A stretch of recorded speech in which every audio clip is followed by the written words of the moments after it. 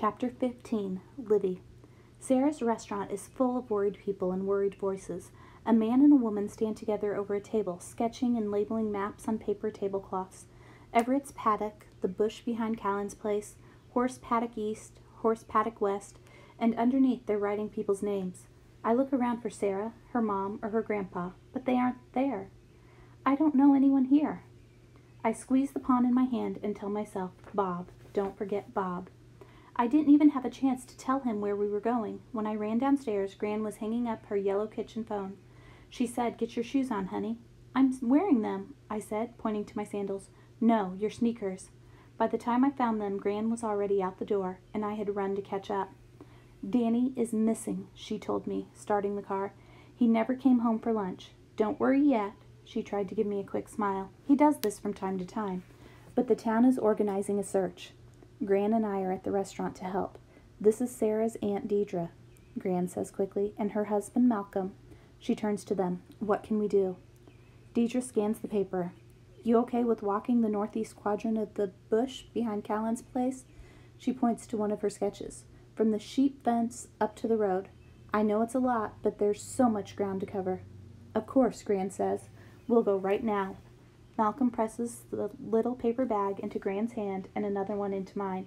"The restaurant's telephone number is in there in case you have something to tell us, and some snacks and water. It's hot. Don't forget to hydrate." Gran nods and feels for my hand without looking at me, and then we're out the door and into the sunlight again. Chapter 16. Bob. I peck and sidestep my way down the dirt road that leads from Gran's farmhouse to Sarah's farmhouse next door. If her grandpa is home with the little boy, it will be harder to sneak in, but I've fooled them before, so my confidence is high. Well, high-ish. 3 cars and a tractor pass me on the road, and I cough from the dirt their wheels send up. I leap into the tall brown grass on the side of the road each time I hear one coming. Now I am dirty and scratched up by pointy grass. I do not look my best. I've never been this far from the house before.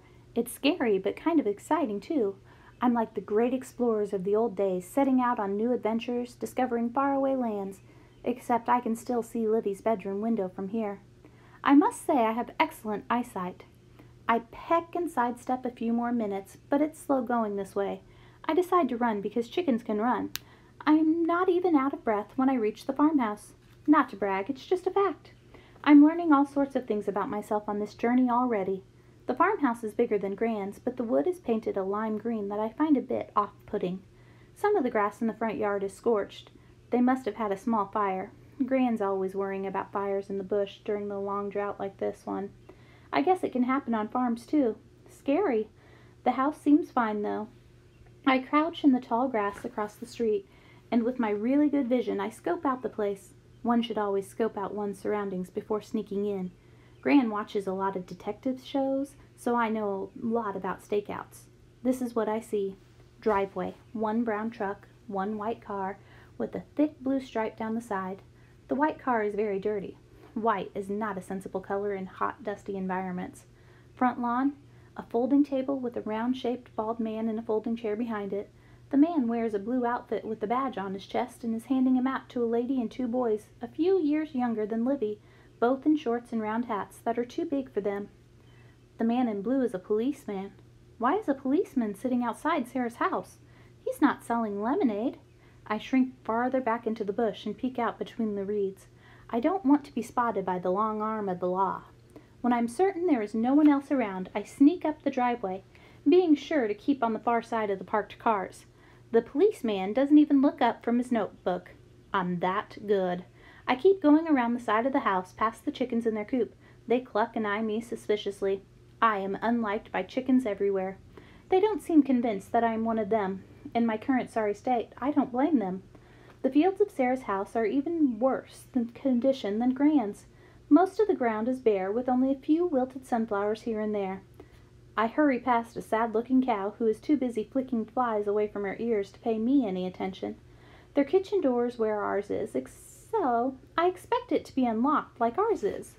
But when I reach up to turn the knob, I discover my luck has run out. Then I notice the square cut out of the bottom of the door. A thin plastic flap hangs in front of a picture of a dog bone printed on it. I'm going to have to crawl through this door clearly made for a dog. This is not one of my finer moments. I'm glad Livy is not here to watch. I suck in my belly and wiggle headfirst through the hole onto the hard kitchen floor. At least there's no dog snarling down at me. I use the shiny surface of the oven to adjust my chicken outfit and to dust off the worst of the patches of dirt I brought in with me. The kitchen looks like someone left in a big hurry. Cabinets hang open, and a half-eaten meal is sitting out on the table. I can hear the policeman outside talking on the phone, so there's no time to spare. Still, I do manage to finish a cheese sandwich that only had one bite taken out of it. Keeping up one's strength is very important when one is on a mission like this, and I will need enough energy to make it back to our house. May as well take the ham slice, too. I wash down the ham with a glass of milk as I bound up the stairs 2 at a time. I find Sarah's room easily because of the red sweatshirt in the middle of the floor. Also, it says Sarah's room in multicolored letters on the door. I open drawers and push aside the clothes hangers in her wardrobe, spotting other books, but not the right one. I feel slightly guilty for invading her privacy, but this wouldn't be necessary if she'd just returned the book when she was finished with it. I sit on the floor and lean back against the back of the bed and think, if it's not here, then where? I stare out into the hallway, and then my eyes wander across the hall to Sarah's little brother's room. I jump up. Danny! He had a book with him that day at the well. I wasn't paying close attention at the time, but there were definitely a collection of drawings decorating the cover. And it was a big book, just like the one in the photograph. He could have taken it from Sarah's room, or maybe Sarah had meant to return it to Livy and he found it.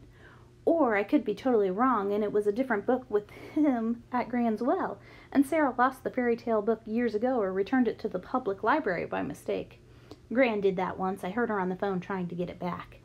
His room is even messier than his sister's. Frankly, I'm surprised their mother lets them get away with this. I repeat the lifting and the opening and the looking under things.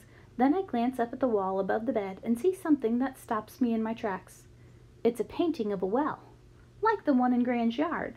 Only this one has a trickling creek running past it and a weird tree beside it, and it's made of brick instead of stone. I climb on the bed and stand in front of the picture to get a better look. The paint is slightly wet in places.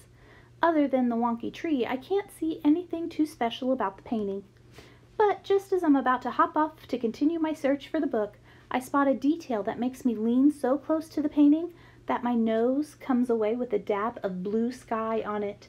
On the far side of the well, something is climbing out. Something with 4 long green fingers that grip the side of the brick wall. A shiver and a kind of numb feeling begins in my face and extends down to my toes when I spot the small words painted across the bottom of the well. Please help us, well dweller.